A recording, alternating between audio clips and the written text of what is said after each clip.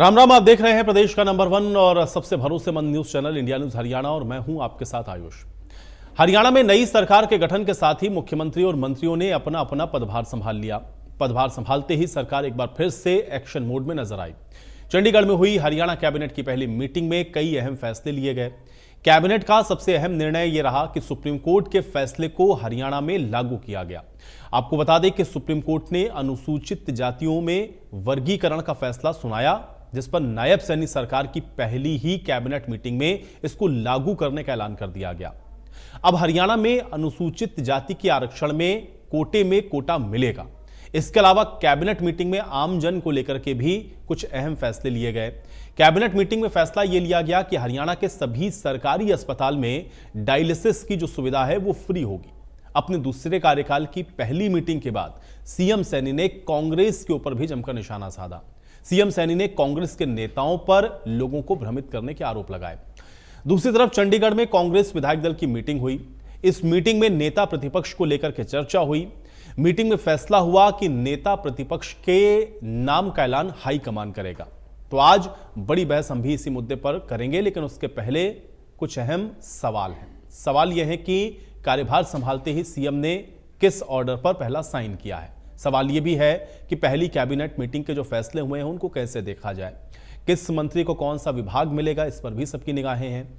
कांग्रेस अपने विधायक दल के नेता को आखिर क्यों नहीं चुन पाए? अब विधायक दल का नेता कौन होगा, यह सवाल है। और अब कांग्रेस के आलाकमान के ऊपर अगर ये सारी चीजें हैं तो कांग्रेस आलाकमान किसको नेता प्रतिपक्ष बनाएगा? आज इन तमाम सवालों को खंगालने की कोशिश करेंगे। कैबिनेट की बैठक के अंदर ये पहली हमारी कैबिनेट की बैठक थी। माननीय सुप्रीम कोर्ट के उस फैसले का हमारी कैबिनेट ने वो सम्मान किया है। जो एससी में वर्गीकरण का मामला था वो तुरंत उस माननीय सुप्रीम कोर्ट के फैसले को सम्मान देते हुए हमने ये फैसला किया है कि जो वर्गीकरण के ऊपर माननीय सुप्रीम कोर्ट ने कहा था, आज से ही लागू करने का फैसला हमने लिया है। आज मैंने प्रातः जब अपने कार्यालय के अंदर में आया और सबसे पहले जो मेरे साइन हुए हैं फाइल पर, वो प्रदेश में जो किडनी के पेशेंट हैं, जो हमने अपने संकल्प पत्र के अंदर भी ये संकल्प लिया कि हमारी सरकार आएगी और हम जो किडनी के पेशेंट हैं उनका इलाज हरियाणा के सभी सरकारी हॉस्पिटल में फ्री। तो आज उस फाइल के ऊपर साइन किए हैं, क्योंकि डायलिसिस एक इस प्रकार की बीमारी है कि व्यक्ति को एक डायलिसिस कराने में लगभग 2500 रुपये का खर्चा उसका आता है। महीने में कोई 4 भी कराता है, 6 भी कराता है, 7 भी कराता है। लगभग 20 से 25 हज़ार रुपये महीने का उसका खर्चा वो आता है। अब ये सारा का सारा खर्चा हरियाणा सरकार तुरंत प्रभाव से वो लागू हो गया है। हरियाणा प्रदेश के किसी भी हॉस्पिटल में अब व्यक्ति को ये खर्च नहीं उठाना पड़ेगा। हरियाणा सरकार इस खर्च को वहन करेगी। ये मैंने सबसे पहले निर्णय लिया है। कांग्रेस ने इस प्रकार का नैरेटिव, इस प्रकार का भ्रम लोगों के अंदर खड़ा किया था कि ये सरकार कोई काम नहीं कर रही है, ये सरकार जा रही है, किसानों को भड़काने का काम किया। वो सारा का सारा उनका जो कृत्य थे वो सामने आ रहे हैं। उन्हीं के बीच में से ही लोग उस बात के ऊपर क्वेश्चन मार्क कर रहे हैं। कहीं ना कहीं युवाओं को अविश्वास में धकेलने का काम कांग्रेस ने किया। हमारे हरियाणा के खिलाड़ियों को भी यूज किया। जो हमारे खिलाड़ी हैं, हमारे गौरव हैं, हरियाणा प्रदेश का गौरव है, जो इस देश का भी गौरव है, जो इस देश को सम्मान दिलाने का काम करते हैं। कांग्रेस ने उन खिलाड़ियों को भी यूज किया है।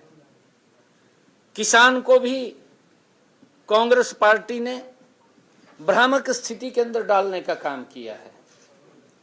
युवाओं को किस प्रकार से उन्होंने पर्ची खर्ची बांटने के आधार के ऊपर अपनी बातें कही हैं। देखिए, ऑल इंडिया कांग्रेस कमेटी की तरफ से सीनियर ऑब्जर्वर्स लगाए गए थे। उन्होंने यहाँ पर मीटिंग ली है। ऑलरेडी सबको बाइट दे दी गई है। कांग्रेस आलाकमान हमारा जो है इस विषय में फैसला लेगा। तो आपने क्या कुछ राय रखी? देखिए, मैं तो एक इंडिविजुअल विधायक होने के नाते अपनी राय मैं वहाँ पर देकर आई हूँ और हमारा मानना जो भी है, हमने अपने ऑब्जर्वर्स को सारी की सारी बातें बताई हैं। तो मैम, एक रेड कार्ड का पराली को लेकर भाजपा ने किया कि किसानों का रेड कार्ड बनाया जाएगा, उसको किस तरीके से देखते हैं? देखिए, जो पराली को लेकर आज मैंने देखा है कि उनकी फसल नहीं खरीदी जाएगी और ये देखो, किसानों के लिए उनको पहले ही, किसान जो है हमारा अन्नदाता, रीढ़ की हड्डी है, वो पहले ही परेशान है बहुत ज़्यादा। पराली को लेकर समस्या का समाधान कराना चाहिए। इस तरह से एकदम से नोटिस देकर और उनको कहे फसल नहीं खरीदेंगे और कार्रवाई करेंगे, ऐसा नहीं करना चाहिए। उनसे बातचीत करनी चाहिए। पहले ही किसान जो है संगठन लगातार कई चीज़ों को लेकर मांग करते रहे हैं। ठीक है कि पॉल्यूशन नहीं होना चाहिए और बाकी कुछ वोट शेयर भी थोड़ा रह गया, जिस करके सरकार नहीं आई, तो कोई बात नहीं, बदलाव होंगे आने वाले समय के अंदर। क्या बात किया है लीडर ऑफ ऑपोजिशन के लिए?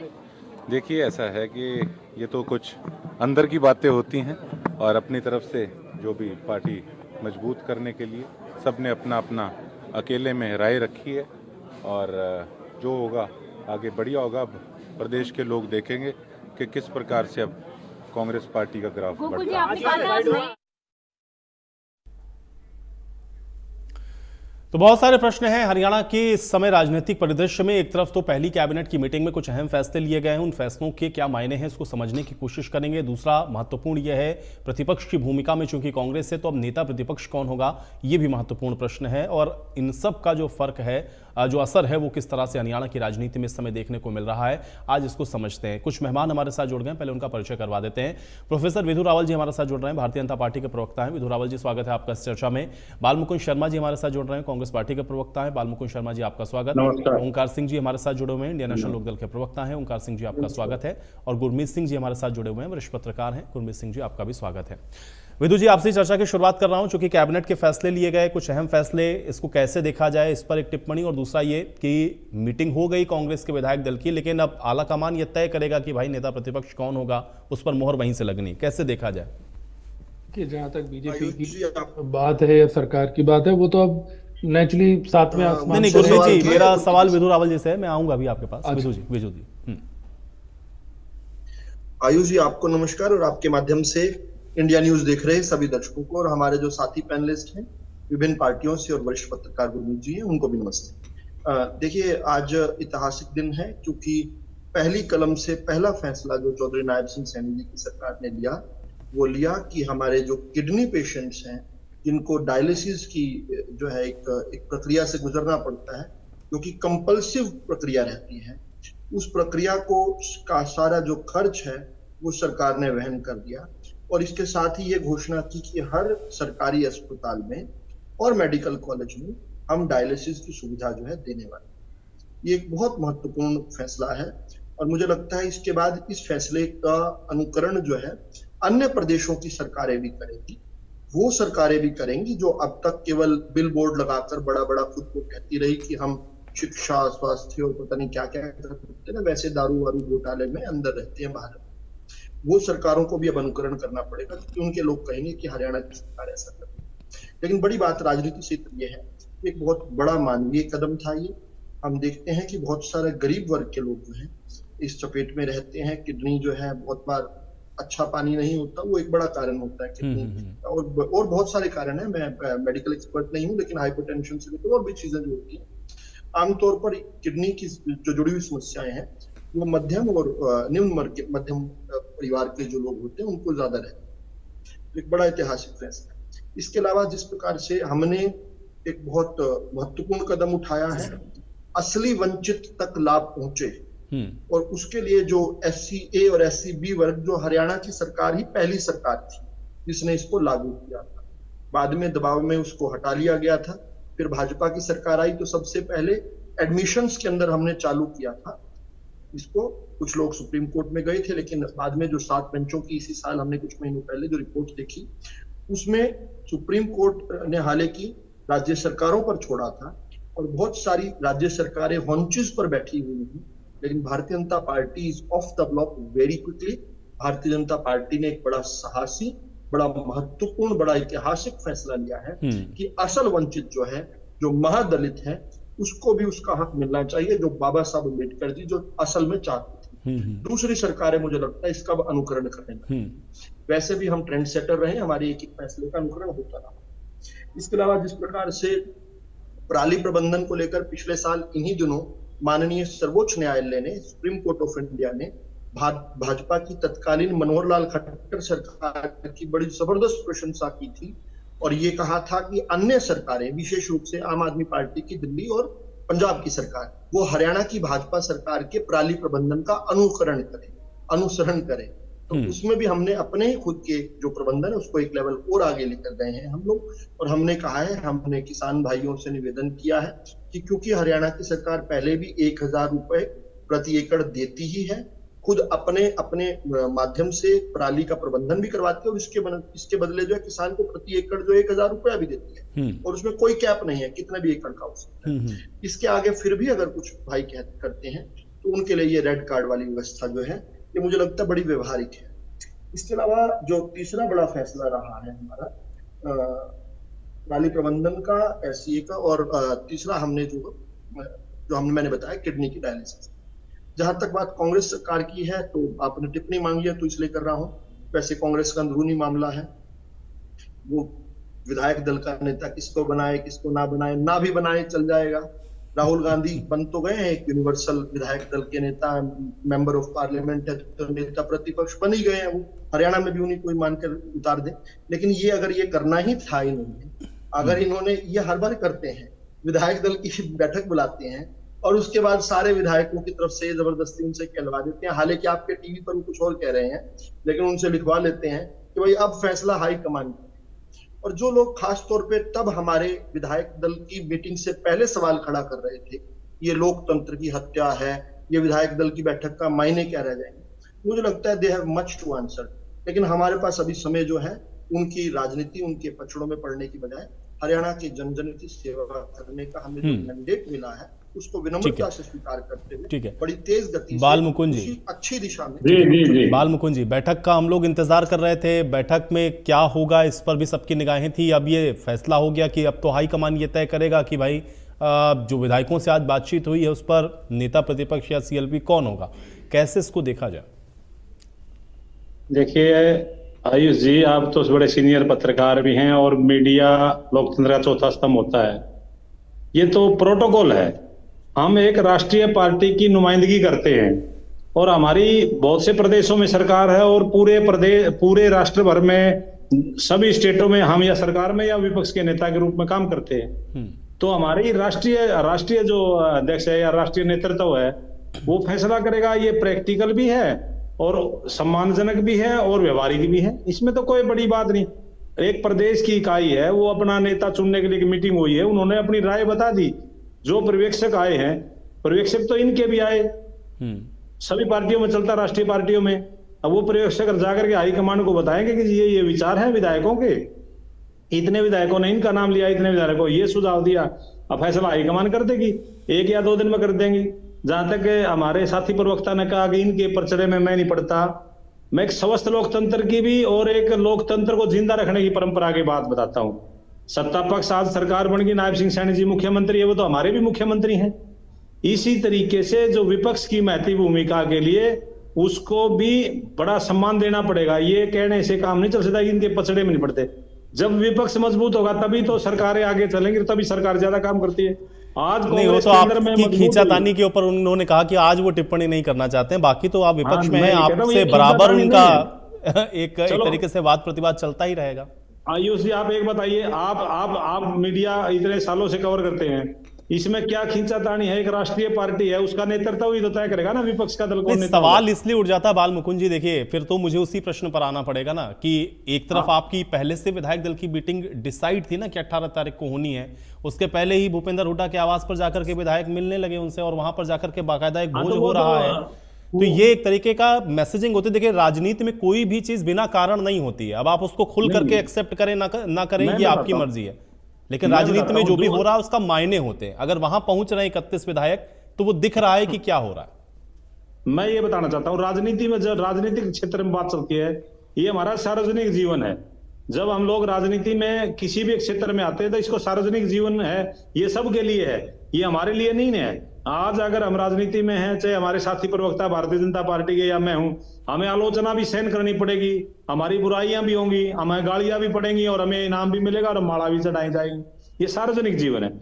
भूपेंद्र सिंह हुड्डा के आवास पर जो लोग विधायक गए, वो जलपान के लिए आपस में परिचय के लिए गए कि भाई एक आज सीएलपी की मीटिंग थी, उसमें सीधे आएंगे, फिर परिचय कराना पड़ेगा, उसमें डेकोरम भी है, राष्ट्रीय हमारे ऑब्जर्वर भी बैठे हैं, तो वो पहले उनका परिचय हो गया दिल्ली में, कोई बात नहीं। और आज वो सब लोग 6 लोग नहीं पहुंचे, उनका परिचय तो फिर भी कराना ही पड़ा होगा ना।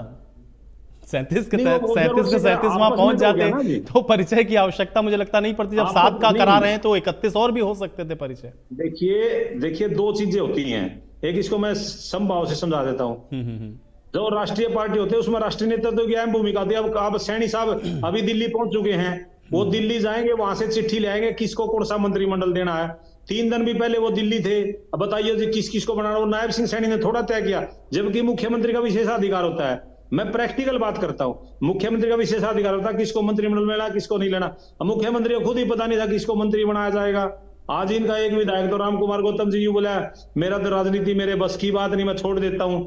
अरे जिस हल्के ने चुना 5 साल के लिए चुना आपको, आप आज भी छोड़ रहे हो। तो ये सभी पार्टियों में चलता है। राष्ट्रीय पार्टी का राष्ट्रीय नेतृत्व चीजों को देख रेख करता है, वो अधीनस्थ नहीं कह सकते उसको। अभी भी खट्टर साहब ने, ये सैनी साहब आज दिल्ली में हैं, रात को गए जाएंगे। नहीं, वो बात ठीक है, लेकिन बाल मुकुंद जी आप लोग तो कह रहे थे ना, और आप तो मेरे साथ कल परसों की चर्चा में भी आपने कहा कि देखिएगा कुछ नए परिवर्तन आपको देखने को मिलेंगे, लेकिन जो अभी राजनीतिक परिदृश्य पर दिख रहा है उसमें परिवर्तन की उम्मीद कहां नजर आती?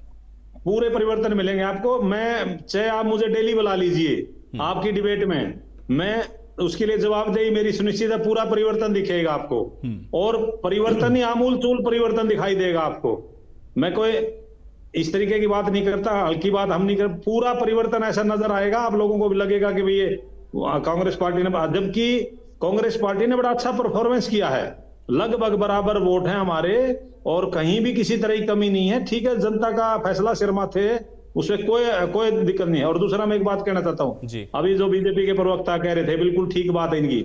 जो आज फैसला हुआ है, मुख्यमंत्री जी ने फैसला मंत्रिमंडल ने लिया है, ये गरीब लोगों की डायलिसिस की सुविधा के लिए, इसकी हम तारीफ करते हैं, इसकी हम सराहना करते हैं, बहुत अच्छी बात है। गरीबों की सेवा, जन सेवा के लिए सरकारें बनाई जाती है, इसकी हम तारीफ करते हैं। और जो पराली वाला फैसला किया उसकी हम निंदा करते हैं। तीसरा फैसला सुप्रीम कोर्ट का आदेश था, उसकी पालना होनी चाहिए, अच्छी बात है। लेकिन ये डायलिसिस का बहुत ही अच्छा सराहनीय कदम है, गरीब लोगों को इसका फायदा मिलेगा, हम इसकी बहुत प्रशंसा करते हैं। मुकुंद जी, अब इस तरह की सकारात्मक राजनीति अगर होती रहे और आज 5 सालों तक इसी तरह से रहे, तो मुझे लगता है फिर तो बहुत सारी चीजें और परिस्थितियां और परिदृश्य बदले। देखते हैं ये आगे और कितना चलेगा। ओंकार जी, वो चलेगा। ओंकार जी कैसे देख रहे हैं? एक तरफ सरकार की पहली कैबिनेट के कुछ फैसले हैं, और दूसरा चूंकि अब बाल मुकुंद जी ने खुद कहा कि भाई विपक्ष की भूमिका में जो है, तो उसमें सबको अपना जो है अपना जो पक्ष है वो रखना चाहिए, क्योंकि विपक्ष भी इसी लोकतंत्र का हिस्सा है। तो फिर भाई आज जो उनका नेता चुना जाना था उसका फैसला हाईकमान करने वाला है, इसको कैसे देखेंगे ओंकार जी?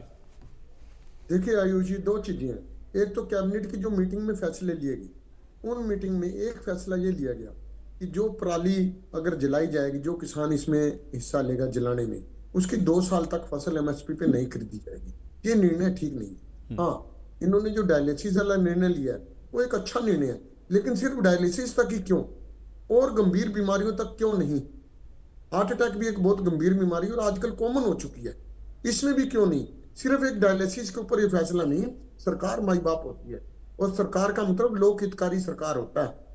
अगर सरकार ने फैसला लिया कि डायलिसिस फ्री होगा, तो अन्य बीमारियों के बारे में भी ये फैसला लेना जरूरी है। आज निकल सरकार को लेना तो है ही है।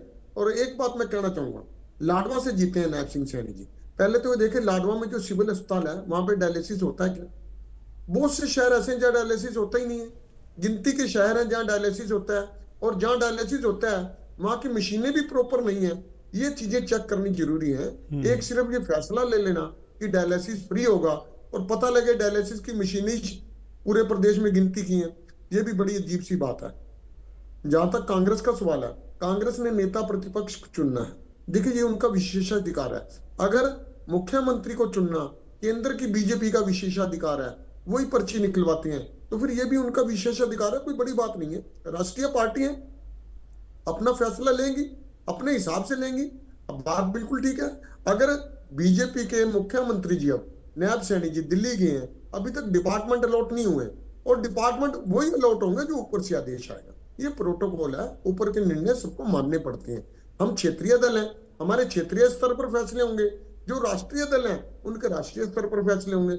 लेकिन मेरी तो यही सरकार से कामना है कि सरकार, किसी को जनता ने बहुमत तो दिया, लेकिन अपेक्षाएं भी बहुत हैं इस सरकार से।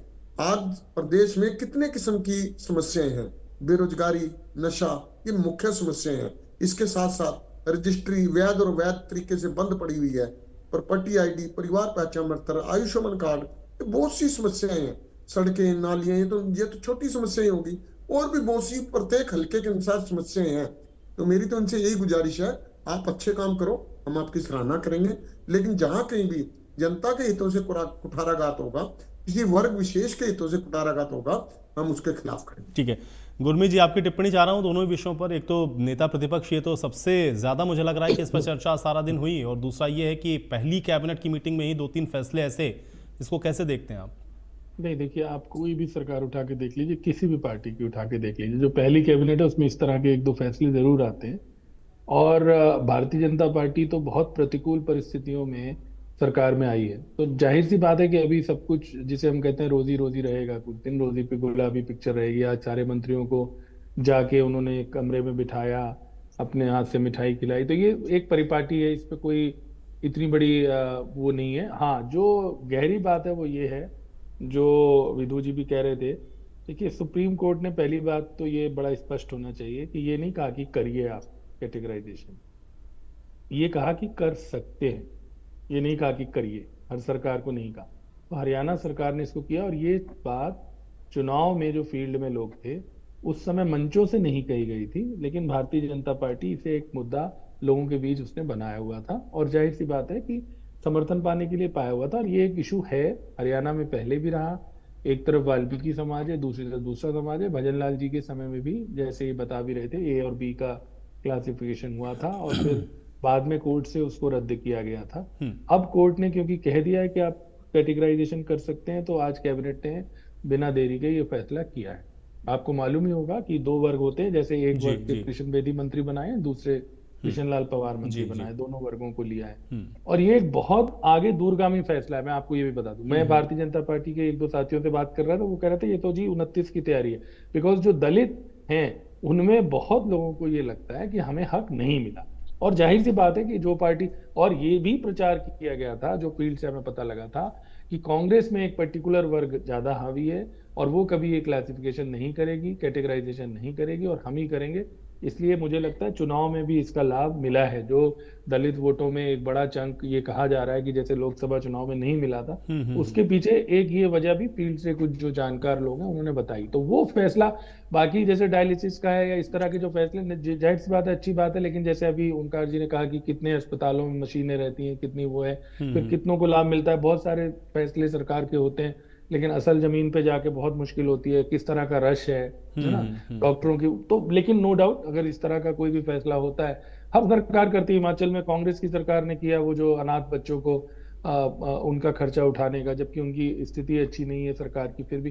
तो इस तरह के निर्णय तो हमेशा और आमतौर पर ये कोशिश की जाती है। मुझे याद है हुड्डा साहब जब 2005 में आए थे, तो उन्होंने पहला फैसला जो है वो 1600 करोड़ का कर्जा या क्या था उस समय, बिजली का मेरे ख्याल बिल थे, वो माफ कर दिया था, बिजली के बिल शायद, क्योंकि उससे पहले चौटाला साहब के टाइम पे इशू उठा था। पहली कैबिनेट में ही हुआ। तो होता है। अब नायब सैनी साहब ने भी नौकरियों की जो लिस्ट थी उसको जारी किया। ऑल्दो आजकल मुझे बहुत कई बार कोफ्त होती है, जिस तरह सरकारें दावा करती है कोई इन्हीं की हो या वो नहीं है, और लेकिन कि हम नौकरी दे रहे, आज से 20 साल पहले ये कहीं ऐसे नहीं होता था। लोग, बच्चे अपनी मेधा से फॉर्म भरते हैं, उसकी फीस जमा करते हैं, उसके बाद सिलेक्ट होते हैं। वो ठीक है कि ईमानदारी से दी, खर्ची पर्ची मुद्दा बना, उसकी वजह से अभी ऐसा मुद्दा बन गया है कि हम दे रहे हैं, नियुक्ति पत्र बांटे जा रहे हैं, चाहे वो सब इंस्पेक्टर के हों, चाहे किसी के हों। तो ये एक अब नया ट्रेंड राजनीति में शुरू हो गया है। सिमिलरली